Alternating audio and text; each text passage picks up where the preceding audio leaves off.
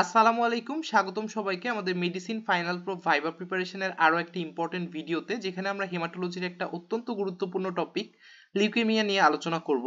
Leukaemia আমাদের ভাইভাতে ধরতে পারে, লং কেসে সিএমএল হিসেবে থাকতে পারে, ডেটা ইন্টারপ্রিটেশনে এএমএল, এএলএল, সিএমএল, সিএলএল এগুলার রিপোর্ট থাকতে পারে, কিংবা শর্ট কেসে যখন আমাদের লিম্ফ নোড এক্সামিনেশন করতে দেওয়া হবে, কিংবা জেনারেল এক্সামিনেশন করতে দেওয়া হবে, কিংবা স্প্লিন পালপেশন করতে দেওয়া হবে, সেখান থেকে আমাদের লিউকেমিয়া রিলেটেড প্রশ্ন কিন্তু ধরতে পারে। তো এত জায়গাতে যেহেতু এটা আমরা ফেস করি, এটা খুবই গুরুত্বপূর্ণ। তো এই লিউকেমিয়া থেকে প্রিভিয়াস 2 ইয়ার্সে আমাদের সিনিয়রদেরকে যেই প্রশ্নগুলো ধরা হয়েছে, সেখানে আমি টোটাল 32 কোয়েশ্চেন্স পেয়েছি, সেগুলো সম্পর্কে আলোচনা করব। তো এই 32টা প্রশ্ন পড়লে আসলে এই লিউকেমিয়া টপিক থেকে পরীক্ষায় ধরার মতো খুব একটা টপিক বাকি থাকে না।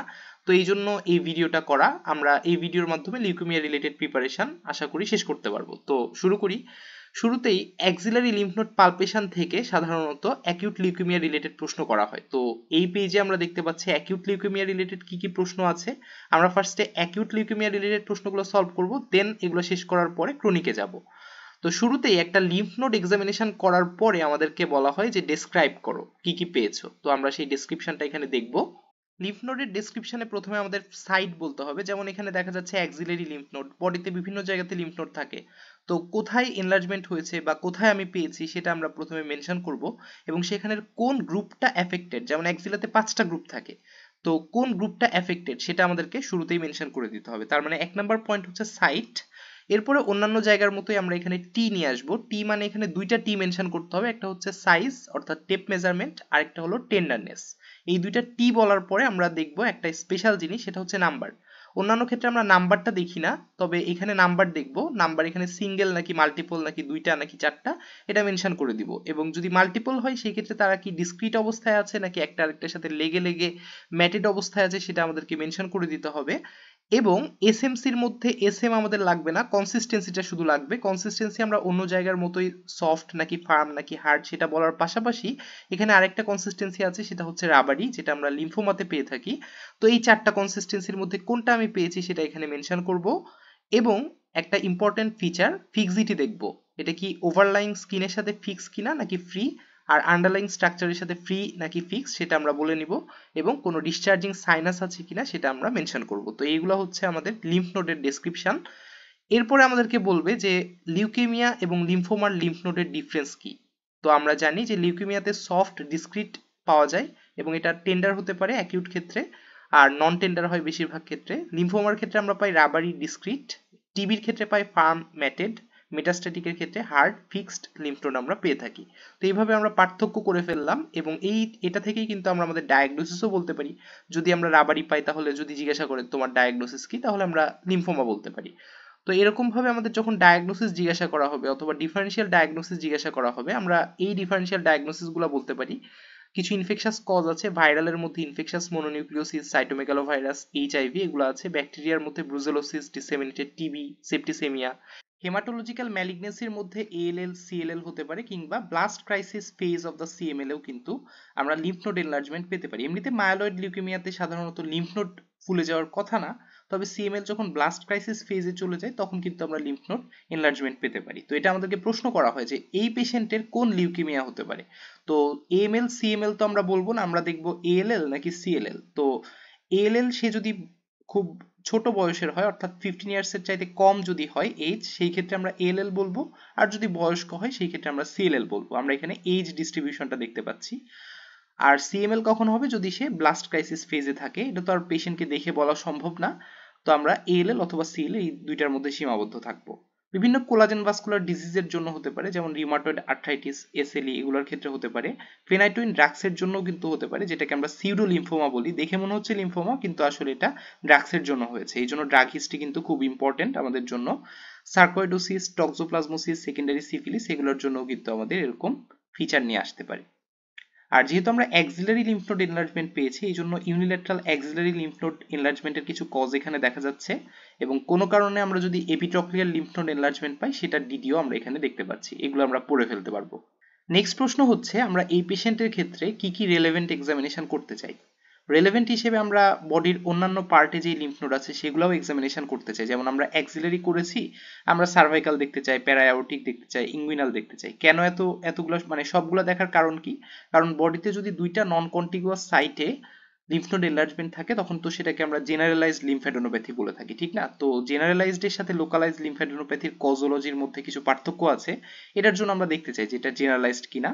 এছাড়া আমরা লিভার স্প্লিন দেখব, যেটা লিম্ফোমা বা লিউকেমিয়ার ক্ষেত্রে এনলার্জ থাকে, অ্যানিমিয়া, বনি টেন্ডারনেস আছে কিনা যেটা লিউকেমিয়াতে থাকে, স্কিন কন্ডিশন দেখব, পারপুরা, ব্রুইস, পেটিচি এগুলো আছে কিনা লিউকেমিয়ার ফিচার, এবং প্যালাটাল পেটিচিয়াল হেমোরেজ দেখার জন্য আমি ওরাল ক্যাভিটি দেখব, যেটা আমরা ইনফেকশাস মনোনিউক্লিওসিসে দেখতে পাই এবং এটা এপস্টেইন বার ভাইরাস দিয়ে হয়ে থাকে, এবং পেশেন্ট ক্যাকেকটিক থাকতে পারে ডিসেমিনেটেড টিবি কিংবা সেকেন্ডারিস এর ক্ষেত্রে। এরপর আমরা এই 7টা প্রশ্ন একসাথে পড়ার চেষ্টা করব।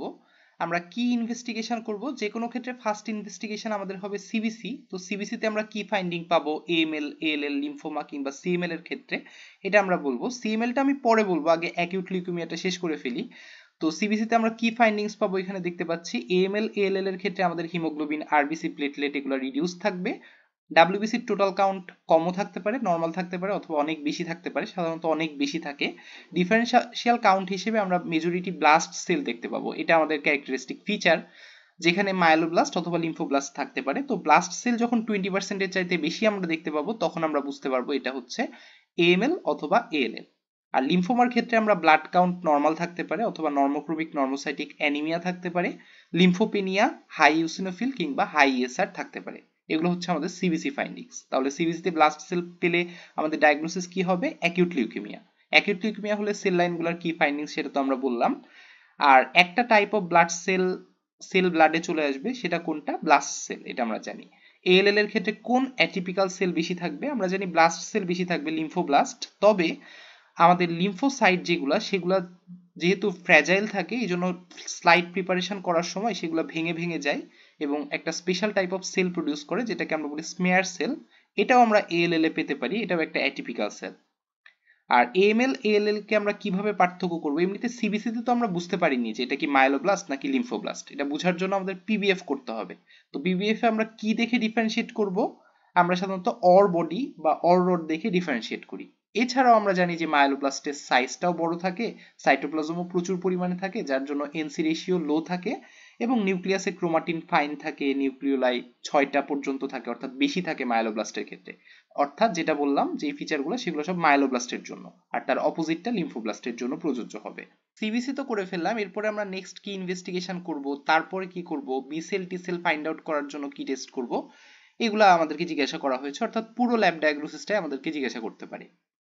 তো এমনিতে আমাদের আদার ডিফারেন্সিয়াল ডায়াগনোসিস, যেমন টিবির জন্য আমরা এমটি করতে পারি, এমটি টেস্ট করতে পারি, চেস্ট এক্সরে করতে পারি, লিম্ফোমার জন্য এফএনএসি বায়োপসি করতে পারি, এইচআইভির জন্য স্ক্রিনিং করতে পারি, অ্যান্টি নিউক্লিয়ার অ্যান্টিবডি, অ্যান্টি ডিএসডিএনএ করতে পারি, এসএলইর জন্য।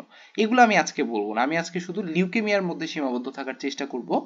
তো সিবিসির পরে লিউকেমিয়ার জন্য আমরা পেরিফেরাল ব্লাড ফিল্ম করব, যেটা এএমএল বা এএলএল এর জন্য আমরা আরবিসি রিডিউসড পাবো, নর্মোক্রোমিক নর্মোসাইটিক, অ্যানাইসোপয়কিলোসাইটোসিস, এনআরবিসি। ডাব্লিউবিসির ক্ষেত্রে লিউকোসাইটোসিস পাবো, যেটা লেফটে শিফট করবে, এবং প্রিডোমিনেন্ট সেল হবে আমাদের ব্লাস্ট। মাইলোব্লাস্ট নাকি লিম্ফোব্লাস্ট এটা আমরা এখানেই কিন্তু পার্থক্য করে ফেলতে পারবো। স্মেয়ার সেল পেতে পারি এএলএল এর ক্ষেত্রে, এবং প্লেটলেট রিডিউসড পাবো। এরপরে আমরা বোন ম্যারো স্টাডি করব, যেটা হাইপার সেলুলারিটি পাবো, মাইলয়েড ইরাথ্রয়েড রেশিও ইনক্রিজড পাবো, ইরাথ্রোপোয়েসিস ডিক্রিজড, লিউকোপোয়েসিস ইনক্রিজড, ব্লাস্ট সেল থাকবে মোর দেন 20%, মায়োব্লাস্ট অথবা লিম্ফোব্লাস্ট, মেগা ক্যারিওপোয়েসিস ডিপ্রেস থাকবে। এগুলো করার পরে আমরা বিভিন্ন স্পেশাল স্টেইন করতে পারি, যেটা মাইলোব্লাস্টের জন্য আমরা মাইলোপারঅক্সিডেজ অথবা সুদান ব্ল্যাক বি, তারপরে লিম্ফোব্লাস্টের জন্য পারায়োডিক অ্যাসিড শিফ কিংবা অ্যাসিড ফসফেটেস করতে পারি। আর ওই যে একটা প্রশ্ন ছিল যে B cell, T cell find out করার জন্য কি করব, আমরা ফ্লো সাইটোমেট্রি করতে পারি বা ইমিউনোফেনোটাইপিং করতে পারি। এটার মাধ্যমে আমরা মাইলোব্লাস্টের ক্ষেত্রে CD13 অথবা CD33 পাবো, এএলএল এর ক্ষেত্রে টি সেলের জন্য আমরা CD1 2 3 4 5 7, আর বি সেলের জন্য CD10 19 20 এগুলো পাবো। সাইটোজেনেটিক অ্যানালাইসিস করেও আমরা এএমএল এর জন্য এরকম ট্রান্সলোকেশন এবং বিএএলএল এর জন্য টিএএলএল এর জন্য কি পাবো সেটা এখানে দেখা যাচ্ছে। আর সবগুলো এএলএল এর ক্ষেত্রে আমরা লাম্বার পাংচার করি, আর এএমএল এর ক্ষেত্রে যদি নিউরোলজিক্যাল সিমটম থাকে সেই ক্ষেত্রে আমরা কিন্তু লাম্বার পাংচার করতে পারি। নেক্সট প্রশ্ন হচ্ছে অ্যাকিউট লিউকেমিয়াতে আমরা বায়োপসি করব কিনা। আমরা অ্যাকিউট লিউকেমিয়াতে সাধারণত বায়োপসি করি না, বায়োপসি কন্ট্রাইন্ডিকেটেড, কারণ বায়োপসি করলে তার আনকন্ট্রোলড ব্লিডিং হতে পারে অথবা হিলিং এ ডিলে হতে পারে। নেক্সট প্রশ্ন আমাদের ছিল পেশেন্টের ফেসের দিকে তাকাও। ফেসে সম্ভবত পেশেন্টের প্যালর ছিল, তো লিম্ফ্যাডেনোপ্যাথি পেয়েছি, সাথে প্যালর পেয়েছি, তাহলে আমাদের ডায়াগনোসিস কি হবে? আমাদের লিউকেমিয়া ডায়াগনোসিস হতে পারে। তো লিউকেমিয়ার জন্য ইনভেস্টিগেশন কিভাবে ডিফারেন্সিয়েট করব এগুলো আমরা অলরেডি বলে ফেলেছি। নেক্সট প্রশ্ন হচ্ছে লিউকেমিয়ার পেশেন্ট কি নিয়ে প্রেজেন্ট করে। যদিও এটা আরো আগে বলা উচিত ছিল, তো এখন বলে ফেলি। সিমটম হিসেবে পেশেন্ট টক্সিক থাকতে পারে, পেশেন্টের ফিভার থাকে, ফোকাই অফ ইনফেকশন থাকতে পারে, যেমন সোর থ্রোট, কাফ, স্কিন ইনফেকশন যেমন অ্যাবসেস, আলসার, তার এরকম ইনফেকশন লেগেই থাকে। ব্লিডিং ম্যানিফেস্টেশন থাকতে পারে, যেমন গাম ব্লিডিং, এপিস্টেক্সিস, হেমাচুরিয়া, হেমোপটাইসিস, হেমাটেমেসিস, পেটিচি, পারপোরা, এগুলো থাকতে পারে। সাইন হিসেবে পেশেন্ট টক্সিক থাকে, টেম্পারেচার বেশি থাকে, অ্যানিমিয়া থাকে, bony tenderness, lymph node, gum bleeding, bleeding manifestation, oral ulcer, oral thrush, pharyngitis, tonsillar enlargement কিংবা অ্যাবডোমেনে মাইল্ড টু মডারেট হ্যাপাটোস্প্লিনোমেগালি থাকতে পারে।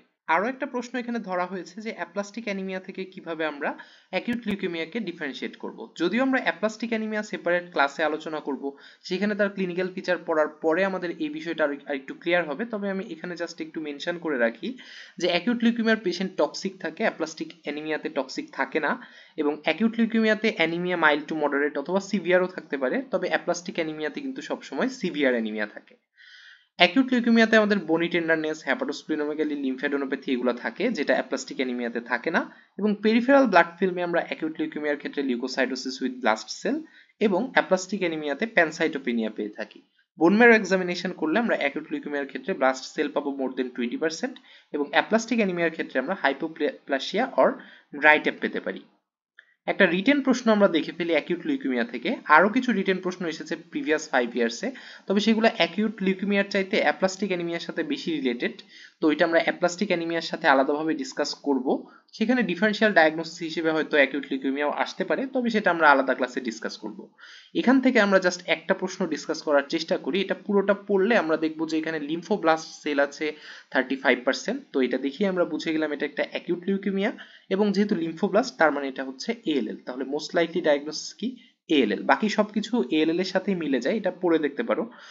এটার 6টা এক্সামিনেশন ফাইন্ডিংস কি হবে এটার আমরা অলরেডি বলে ফেলেছি, এবং টু নেক্সট স্টেপ ইনভেস্টিগেশন কি হবে, এক্সপেক্টেড ফাইন্ডিংস কি হবে কনফার্মেশন অফ ডায়াগনোসিসের জন্য, সেগুলো আমরা অলরেডি বলে ফেলেছি। এখন জাস্ট আমরা ম্যানেজমেন্ট প্ল্যানটা সম্পর্কে ডিসকাস করব। এটা আমাদের ক্লিনিক্যাল ট্রায়াল সেন্টারে ম্যানেজ করতে হবে উইথ স্ট্রিক্ট অ্যাসেপসিস।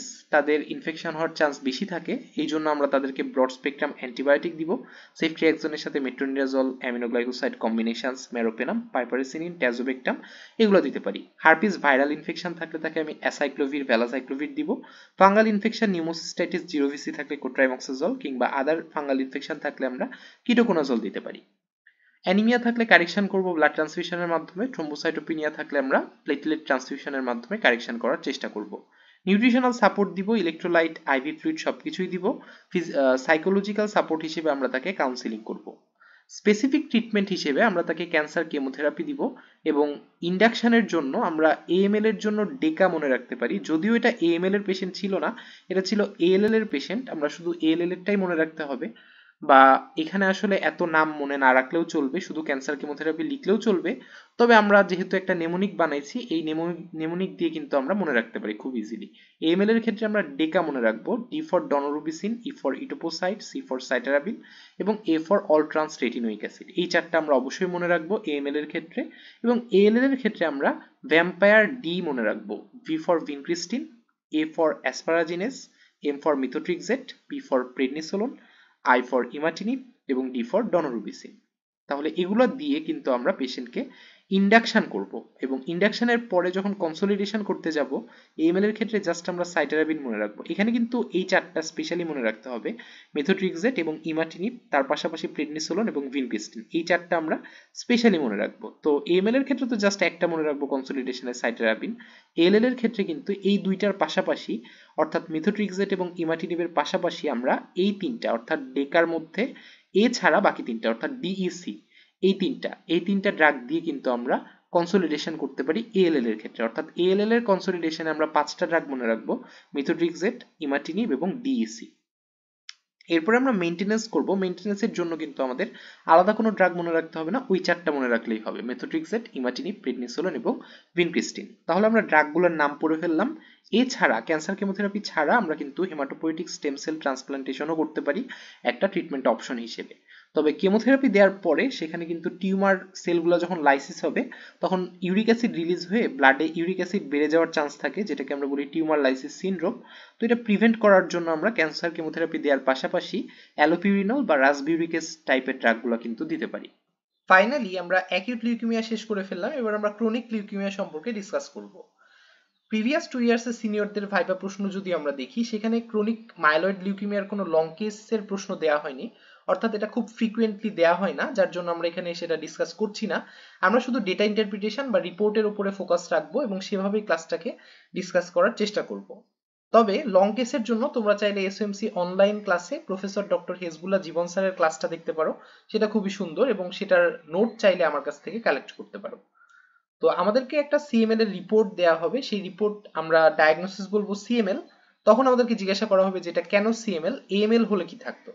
তো আমরা যখন সিবিসি রিপোর্টটা দেখবো, আমরা দেখবো যে সেখানে হিমোগ্লোবিন কমে গেছে, অর্থাৎ মাইল্ড টু মডারেট অ্যানিমিয়া পাবো, এবং স্বভাবতই আমরা তখন রেড সেল ইন্ডিসেস এর দিকে তাকাবো, তখন আমরা দেখবো যে এমসিবি, এমসিএইচ, এমসিএইচসি এগুলো সব নর্মাল, অর্থাৎ নর্মোক্রোমিক নর্মোসাইটিক অ্যানিমিয়া। তখন আমরা ডাব্লিউবিসি সিরিজের দিকে তাকালে দেখবো যে সেটা ভ্যারি করতে পারে, 10,000 থেকে 6 লাখ পর্যন্ত হয়ে যেতে পারে, বাড়লে তো আমি শিওর হয়ে গেলাম। আর নর্মালও থাকতে পারে অনেক ক্ষেত্রে, তবে 90% কিন্তু মাইলয়েড অরিজিন থাকবে, এবং প্লেটলেট কাউন্ট ইউজুয়ালি ক্রনিক ফেজে বাড়বে, অর্থাৎ 20 লাখ পর্যন্ত হয়ে যেতে পারে।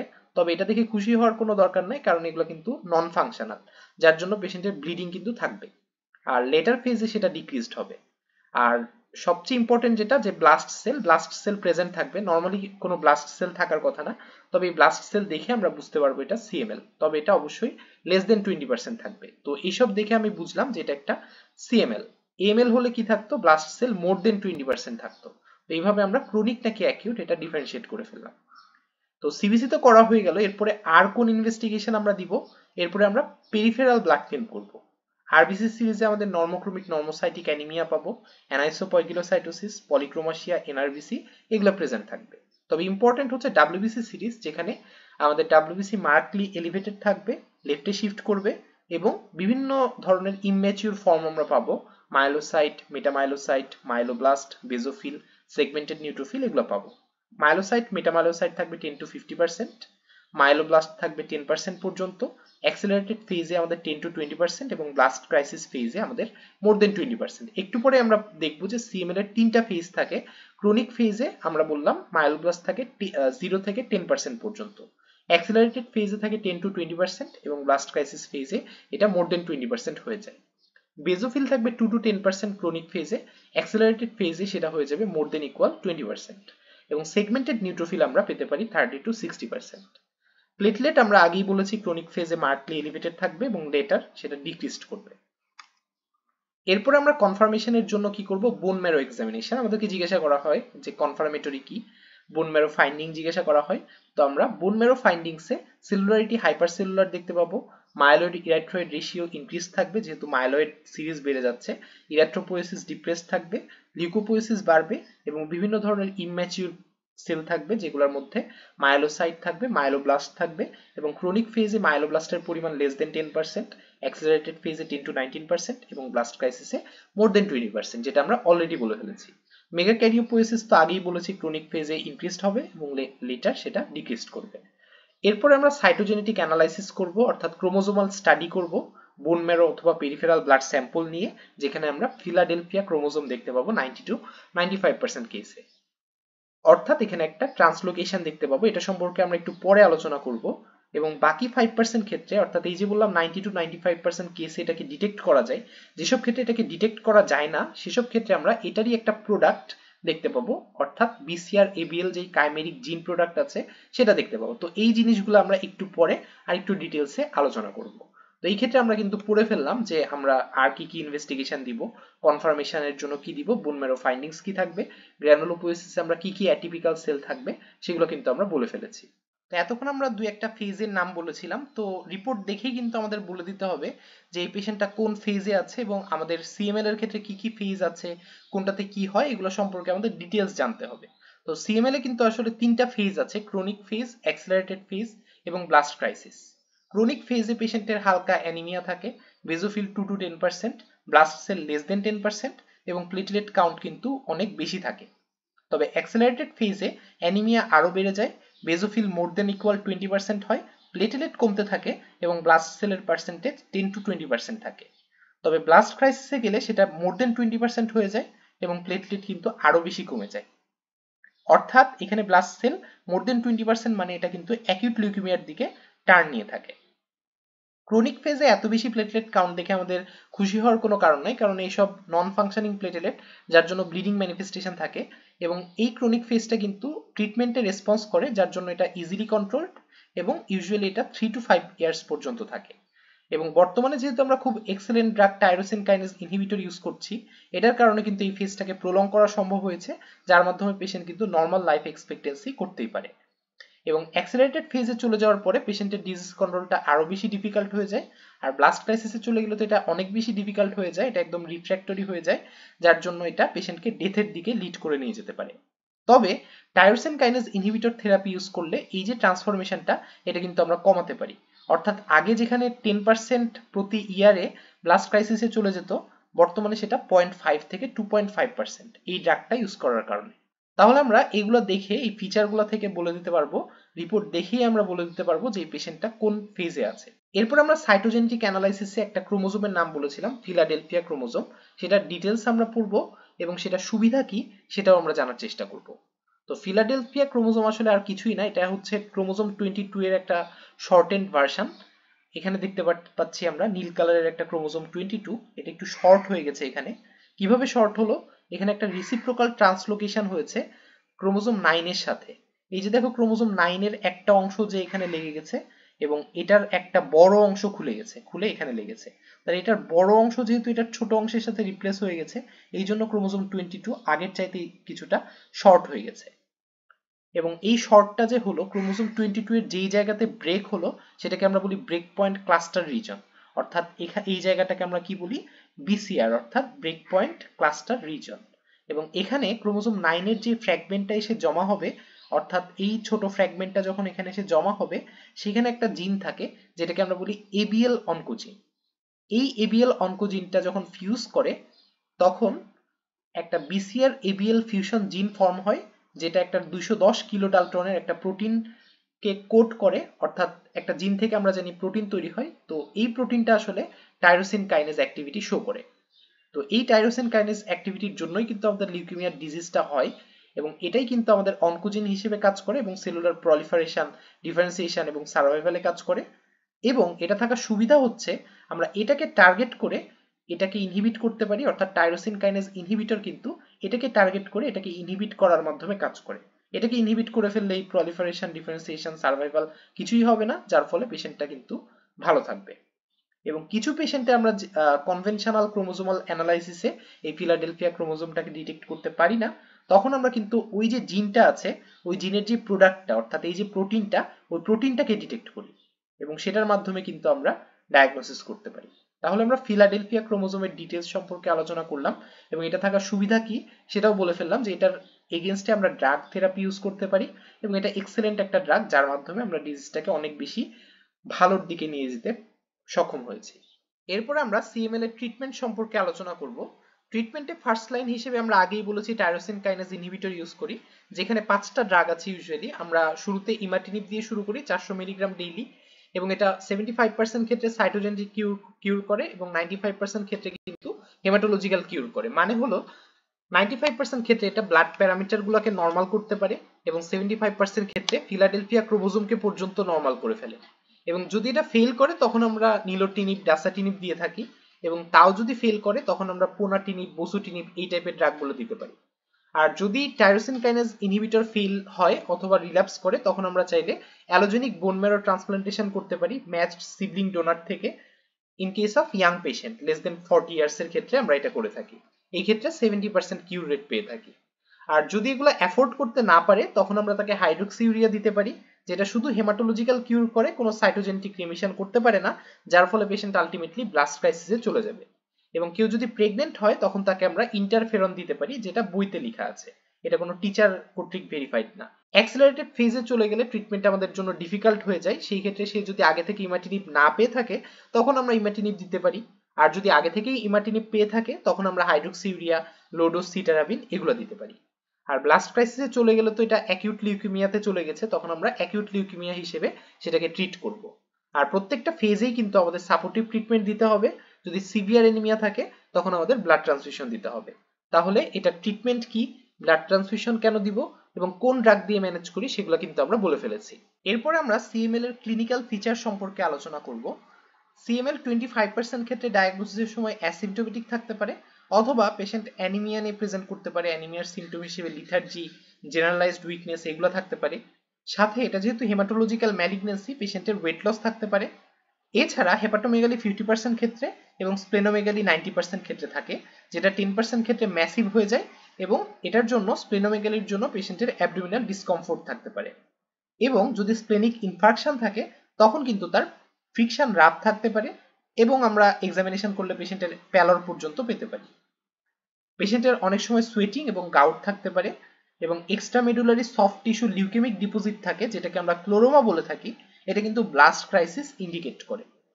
তাহলে এখান থেকে যদি আমাদেরকে প্রশ্ন করা হয় যে এটার ফিচার কি এবং সিএমএল সিএলএল কে আমরা জেনারেল এক্সামিনেশনে কিভাবে আলাদা করব, লিম্ফ্যাডেনোপ্যাথি কিন্তু সিএলএল এ থাকে, সিএমএল এ ইউজুয়ালি থাকে না।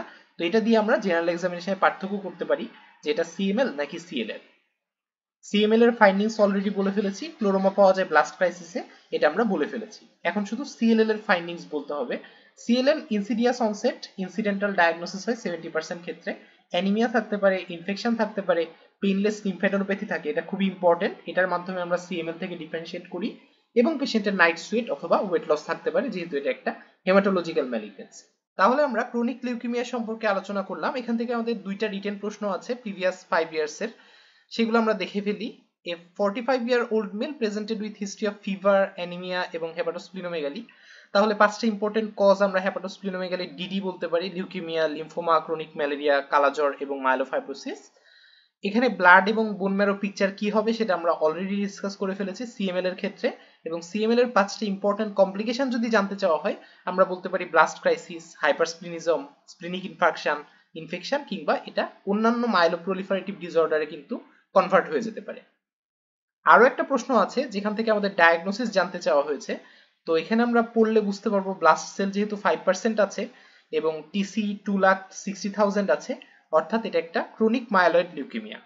এবং এটার ক্লিনিক্যাল ফেজ কি কি আছে সেটা আমরা অলরেডি ডিসকাস করেছি, 3টা ক্লিনিক্যাল ফেজ।